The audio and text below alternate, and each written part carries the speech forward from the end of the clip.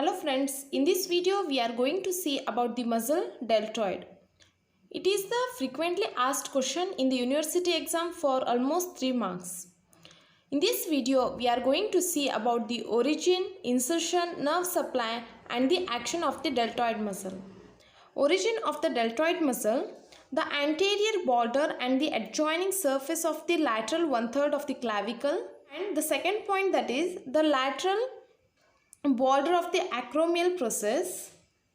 Here it is the acromial process, its lateral border, and the lower lip of the crest of the spine of the scapula. This is the spine of the scapula. In this way, the deltoid muscle origins from these three different points. We have to remember: first from the clavicle, second acromial process, and third from the spine of the scapula. Here one note is that the acromial part of the deltoid is an example of the multipennate muscle. Acromial part, grammatically we can represent in this way: it is the clavicle, it is the acromial process, and this is the spine of the scapula. From here the deltoid muscle arises. Now, what's the insertion of this muscle? The deltoid tuberosity of the humerus. At the humerus it gets inserted, that's true, at the deltoid tuberosity.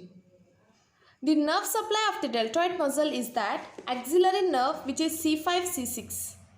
The action of these muscles: the main actions include: the multipennate acromial fibers are powerful abductor of the arm, the anterior fibers are flexors and medial rotators of the arm, the posterior fibers are extensors and lateral rotators of the arm. In this way, these muscles helps both in flexors, extension for the flexion, extension, medial rotation and the lateral rotation of the arm. It may be from the anterior fibers and posterior fibers. One more important, which is a clinical point, is that to protect axillary nerve, injection is given to lower part. This way we have seen the deltoid muscle in brief. Here we can see that deltoid muscle origin, mainly we have to remember about the clavicle, acromial process and the spine of the scapula. Now insertion will be multipennate. It's the example of the multipennate muscle. It is one of the important point. It may be asked for the MCQ also. And insertion will be there at the deltoid tuberosity of the humerus, whereas the nerve supply will be the axillary nerve C5 and C6. Actions that we have to remember: flexion, extension, medial rotation, lateral rotation, and this is a clinical point. To the lower part we have to inject so that axillary nerve should not be damaged.